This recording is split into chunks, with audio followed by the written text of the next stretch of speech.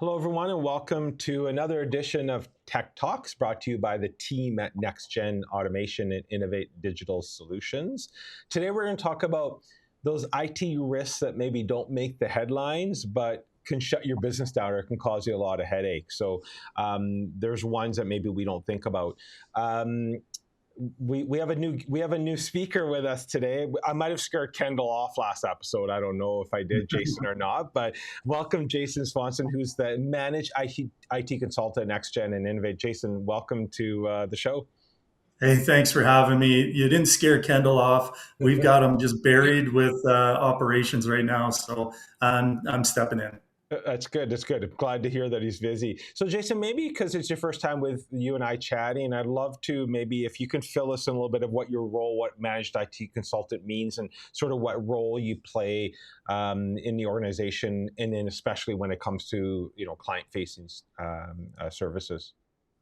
Yeah, I would say that role is more the tip of the spear. Where I'm going out and trying to find new clients, bring them on, figure out what their biggest challenges are, and seeing if there's a fit. So at the end of the day, I'm more consulting from a point of understanding their current situation, where they're sitting, and how can we make IT more predictable. I've got a big narrative around everybody thinking IT is mostly a cost center, and Right. I'm trying to pivot that to more of a profit center. And technology should be a force multiplier. And so that's a kind of a little bit of a mission that I'm pushing on, and within our company, we're trying to work that. So long-winded answer, but ultimately managed IT consultant that's out there trying to find new business while at the same time making sure our people are happy. I love that approach. I always say in our business, I try to make sure people understand that marketing should be seen as an investment, not an expense. And I think it's the same sort of analogy that you're saying. So today I want to talk about, I think when most people think about, IT issues, they think about these cyber attacks we hear, but sometimes like just the day-to-day risks that business owners actually feel are things like downtime or former employees that have access or aging systems. There's all these sort of like that we feel is just good enough IT. So I think today we want to talk about sort of the stuff that we think is quiet, right? So it's what business owners might get wrong about sort of IT risk. So maybe let's start off there is, when business owners think about IT risk, what do they usually get wrong? Like where do we usually miss the boat when it comes to the risks that we should be looking at? Yeah, well, it makes me think of a specific story. Actually, last business I saw get seriously hurt by IT didn't get hacked. They missed payroll. This was a stable company, good team, growing, nothing dramatic, but two systems stopped syncing, quietly. Payroll relied on that data from another platform. The data froze. No one noticed until the file wasn't processed. It's 3:30 on a Thursday. Yeah, Phones started lighting up. Is this yeah. a mistake? There's no breach, no headline, no ransom note. But the breakdown is something that it always worked. So when people think about IT risk, they always kind of picture the hoodies and Yeah. the Hollywood cyber attacks. Yeah. But it's a lot of times it's hurt by neglect, or like you said, former employees that never get reviewed, access never gets reviewed, backups never tested, and systems that seem fine. So the real risk isn't the drama; it's kind of drift, and that drift compounds. So I'm curious actually, when you walk into a business, um, what are some of the common blind spots you might see in environment? I know that everyone's going to be different, but you just mentioned, even the one you just mentioned, like how would a business owner even detect that? I guess the answer is they don't. But where do they see? Where do you typically see blind spots when it comes to businesses? Oh, blind spots. I mean, there's some obviously ones that affect payroll are pretty dramatic, so obviously that's one that comes to mind. Right. But I think it's kind of the typical question. So, I mean, a lot of my engagements are, you know, maybe 50 to 100 questions long, right? Hopefully in a conversational way, but it's really like, how many times are you're testing yourself? How many times are you doing backups? How many? Right. So are you looking for these things? Is it just part of your nomenclature. If it's a part of your DNA to be checking, or is it just set it, forget it, kind of mentality. And you can sniff that out pretty quick in a call if they're kind of more, man, it just needs to work and I hope it works, versus actually having systems in place that has some redundancies and backups. But I hope that answers your question, but Yeah, yeah. it becomes pretty obvious pretty quick. Interesting. And I guess it's like I said, because we just feel business owners, well, it's been like this forever, so it should be good, right? And most of the times it's not. And I think that's where I think, we think about these large cyber attacks, but most of the time the risk hurts more than this, like these cyber attacks, because downtime, right? So let's talk a little bit about why is downtime sometimes more damaging than even getting a cyber attack? Well, I think downtime hits revenue immediately. Mm, It's not a maybe thing. It's not a ransom attack. It's like instant. right. So I think that's where it can be more damaging. And when like I worked at the retail business and they were planning a big promotion, they had the ads running, they had extra Yeah, staff yeah. scheduled, inventory prepped, and 9:42 a.m., right? Their internet drops, no cyber attack, just an outage. But if a few years ago this happened, and debit machines froze, inventory systems froze, phones were ringing, customers were actually standing at counters, right? Wow. And you get this should be back any minute, and then 4 hours later, the promotion day is pretty much over when everything gets working. Well, that took away all their margin they had projected for that entire day, that entire campaign. So downtime without a plan is kind of chaos, right? And but this is where you have to be making sure that you have structure to make sure that it's more than it could be. That one was not inconvenient. That was pretty Right. dramatic, but there's some of them that are just inconvenient. But just think of 50 people on your staff at $40 average or $30 average an hour. If they're down for 10 minutes, what does that mean? So it adds up pretty quick.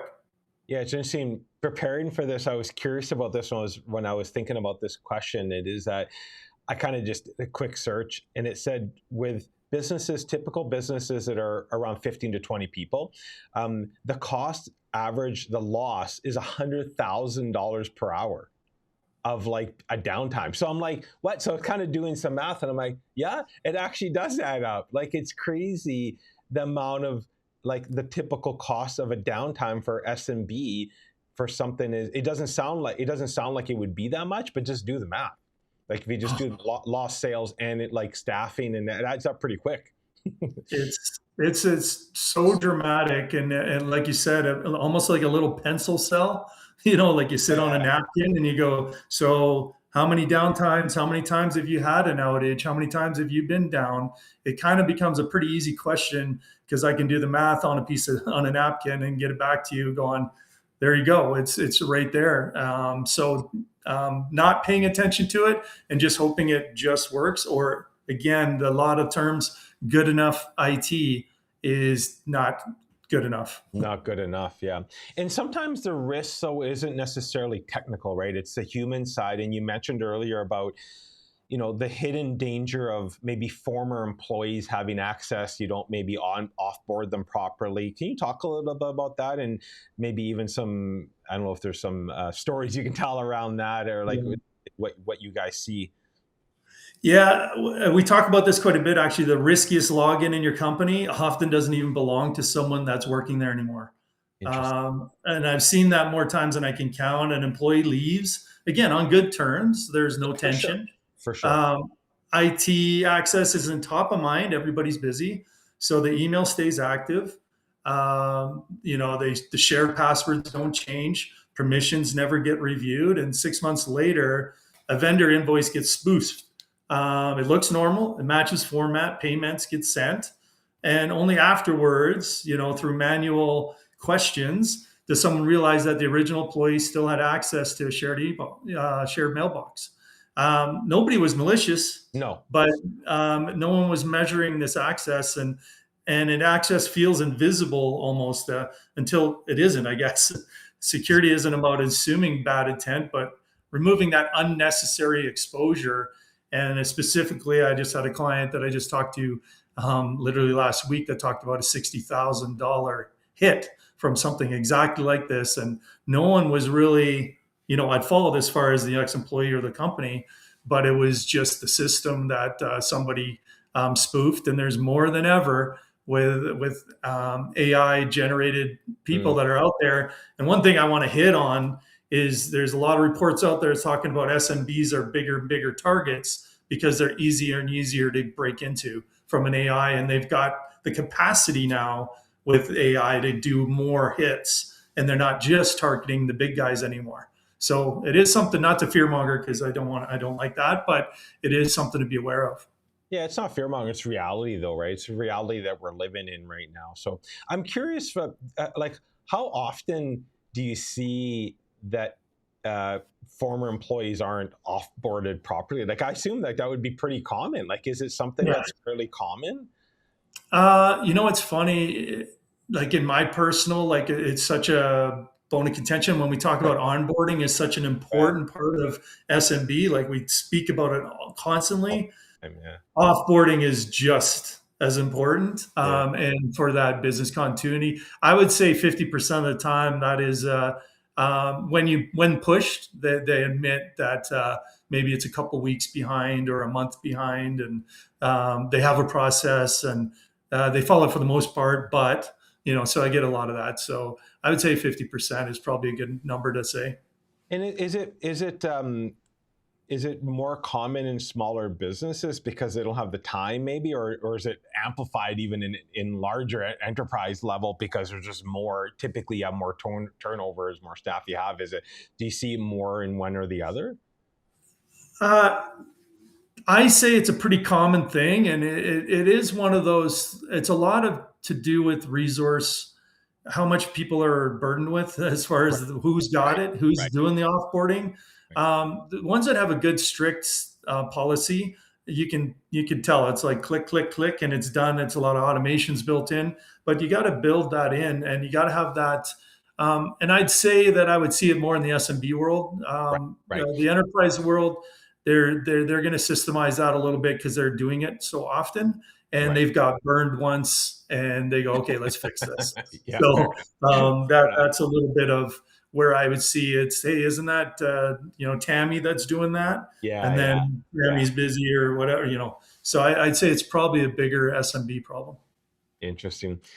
So you mentioned this earlier about, you know what, it's been working fine. So it's something we say a lot in business and in personal life probably as well. It's all fine. It's been working fine. So how can you tell, or how can a business tell when it's been working fine is actually a warning sign, like it's not working fine? Like how can a business even tell?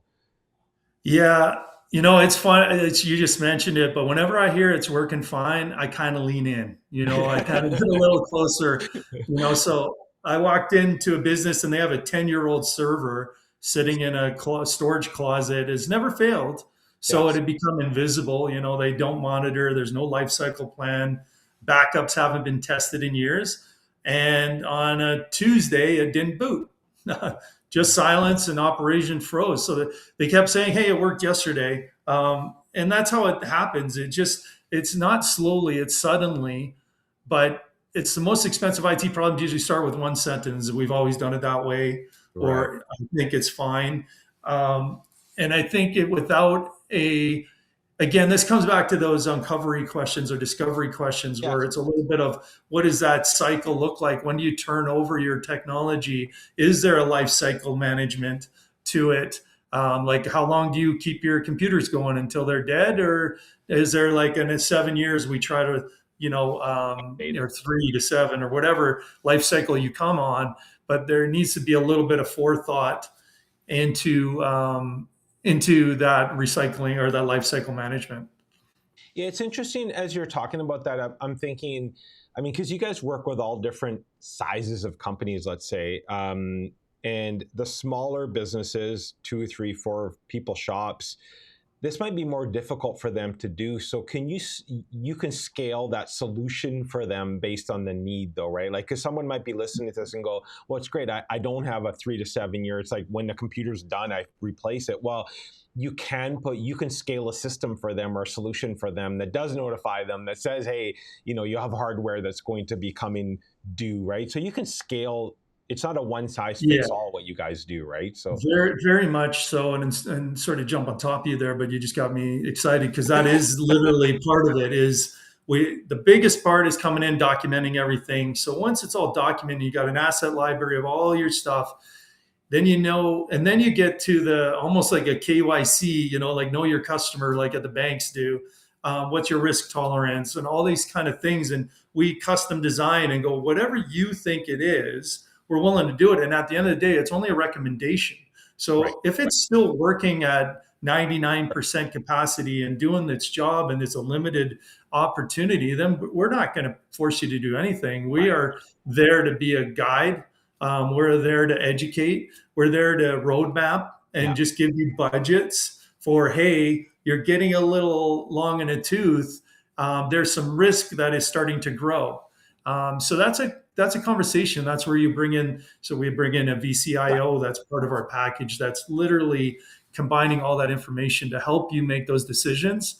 But at least you're doing it transparently, and it's not, oh my goodness, I had no idea. Right. That's kind of the difference. Interesting. I love that you guys can kind of scale to fit, which is great. But one of the next, another phrase that's an expensive phrase in business is the word good enough.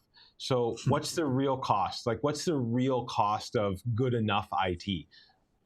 Yeah, we kind of spoke about it with the pencil cell, but it's, again, it's rarely dramatic. It's kind of just that friction, the circle, Mm, the circle of death yeah, that's going yeah, on. That mid-sized teams that thought their system were mostly fine, nothing catastrophic, but the employees were rebooting all the time. They're logging in twice every time. They have to re-enter their information to multiple systems multiple times. And when you actually measured it, each employee can be losing at least 30 minutes a day yeah, with some of those laggard systems or some of those things that aren't done, that which again doesn't sound like much, but you did the quick math on the napkin, yeah, 100,000, like you said, that could be 3,000 hours a year in a 25 person office. yeah. Like when you think about that, no Mhm. hacker required again. It just slows systems and small frustrations, and good enough compounds quietly, right? It just good Yeah, enough compounds, and it's a little bit make do. There's a balance between, you don't want to be the complainer either as the right. employee going, hey, I'll just deal with it. I just deal with it. But at some point, this is where IT gets put in that box of just keep the lights on, Yeah, instead of pushing things forward and going, it's not good enough to have to escalate. And it's not good enough that our people are sitting waiting for things and not getting click to output immediately. So, yeah, it's just the wrong direction, in my opinion. and do you typically see the good enough phrase with businesses? Is it budget driven though, or is it just like awareness driven? Like maybe they just. I mean, I always say you don't know what you don't know. So is it just because of awareness and you're busy doing your thing, or is it budget? I, I think it's both, but I'm going to kind of speak back to what I opened with is around the cost center. Mm, If there's a belief that technology is just a cost center, it's just a cost of doing business. So good enough is fine. Just keep it yeah. working. So it's almost like a philosophical thing. And I think there's a little bit of education that goes to, I think technology should be a force multiplier. Right. Right. So if you have a belief that technology can make you better, that can make you faster, that can make you a competitive edge, or protect your business in all those other ways, if you believe that, then you kind of put that attention to it, and you're not going to settle for good enough. You're going Interesting. to ask for more. And I think that behooves us, or puts us in front of it from a company, is to constantly bringing you new ideas, bringing you new ways to do it, fixing things that are obviously broken, but it's more, what can we do as a force multiplier with technology? And I think that's on us to help educate, because like you said, what they don't know, they don't know. And Yeah. with the world shifting so fast with AI coming in, Yeah. you got to be careful how you do it. I think of AI as a tool, not as a Yeah. replacement. Yeah. But that's going to come in. And if you're not doing it, somebody else is as a competitor, and you want to make sure you're not left in the dust, if not leading the charge. Interesting. So what separates companies that like constantly react from those that are actually structured? Or another way maybe is, what's the difference between reactive IT and structured IT? Reactive IT waits for something to break. It's just like it sounds. Structured IT assumes something will Mm. and break and builds around it. So if your IT is structured, predictable is another word I like to use. If it's predictable, you should be answering these three questions. If our systems went down tomorrow, how long would recovery take? Is multi-factor authentication turned on for everyone? And when was access last reviewed? So those are kind of three questions I kind of always keep close. And those answers requires digging through emails. You're operating on assumption. That is, if you have to dig, you're operating on assumption. And most IT providers measure success by tickets closed, Right. but business owners measure success by problems avoided.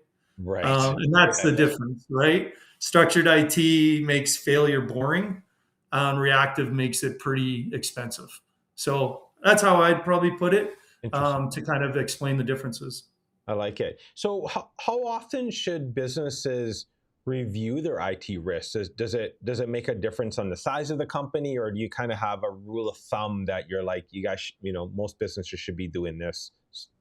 Yeah, I mean, the rule of thumb is at least once a year, Okay. because your business changes, staff changes, software changes, vendors change, risk evolves quietly. So I've seen companies grow 30% year over year, but never update their access policies, or their backup strategy. You know, growth without visibility creates exposure. So Right. review isn't about fear. It's just about alignment. So you can do that more. And I think there's a lot of other things you could be doing along with here, but at least once a year, you should do a full assessment on yourself. And again, this is typically when we come in, we got an annual review that we make sure we do. But we also go, do you want to meet monthly? Do you want to do quarterly? Do you want to do, depending on probably the volatility and the change that is going on in a growth or reduction thing. So if there's a lot of M&A going on, a lot of merger acquisitions, you might want to ramp that up a little bit. Yeah. So depending on how active you are and changes in your company, you might want to be a little bit, yeah, maybe shorten that time frame a little bit. But at a minimum, we're saying you should review it at a once a year, at a bare minimum. Yeah, that's right. So if someone's watching today or listening to our talk, what's one thing that businesses can do to reduce their risk, like right away this quarter? What can they do? Is there a simple takeaway other than just call NextGen and innovate? That would be my answer. But what's one thing that they can do to help? Yes, after they phone up. No, very, very good point.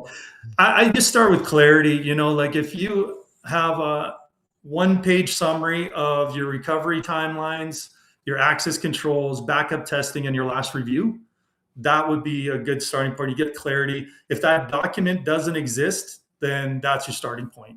You should have that. Not panic. But that's where you should start with. The goal isn't fear. It's predictability. So let's make it boring, right? So get Right. those things. If you don't have those recovery timelines, access control, backup testing, and last review date, I'm going to just kind of leave it at that. Though you shouldn't do anything else until you got those. Fair enough. If someone's listening and they're like, yeah, like we'd like to have a conversation about maybe just have a look what we're doing, where we can improve, what's the best way for someone to reach out to you guys? You can reach out to me personally, Jay Swanson at NextGen, but nxga.ca, or you can go sales at NXGA, our website. You can also go into our website and fill out a quick form, and we'd reach out to you right away. Okay. Or you can call me directly. My phone number and contacts everywhere, so I Okay. can send it to you after the call. Awesome. Is there anything that we maybe didn't cover, Jason, that you want to kind of leave the audience with? Is there anything that maybe it sounds like we covered a lot, but is there anything that we maybe missed that you'd like to top up on? No, I think the last thing I leave you with is predictability is the new standard, and businesses, in my opinion, that win long term, make their risk visible before it makes itself visible. You know what I'm saying? So Yes. that's probably what I'd leave you with is just get your eyeballs on it. And I would ask more of my IT in general, in the sense that let's get it to a force multiplier again, and not just keeping the lights on and thought of as a cost center. I'm really kind of passionate about getting that part switched, because I think there's just more to be done with technology than just make sure everything just stays running. I love it. And I think, yeah, I mean, my takeaway is that risks that shut down businesses aren't usually, don't have to be dramatic. They're maybe neglected, right? Just things that we neglect. And very much it sounds like our human self, right? So you neglect yourself and the little things add up, right? So I think from business as well. And I love your positioning of IT should not be seen as expense. I'll use my framing of sort of marketing. I think that, rethinking the way that we look at IT and how important it is to our business and being proactive about it is really important. So, Jason, thank you so much for joining me today and having discussion, breaking it down to layman terms for us to understand. Sometimes IT is not easy to understand, so thank you for making it easy for business owners to really understand. And hopefully, we won't scare you away. You'll be back next time too. So next week. Yeah. Well, I look forward to it, and yeah, anything I can do to kind of help tone that down a little bit. Yeah, My background is sales and marketing as well, so love it. just trying to find easy run through points. Yeah. Is not always easy. So it's a pretty complicated world, but it doesn't have to be. Love it. And we always like to end that if you guys have any questions, reach out to the team at Next Gen Innovate. They're awesome to talk to.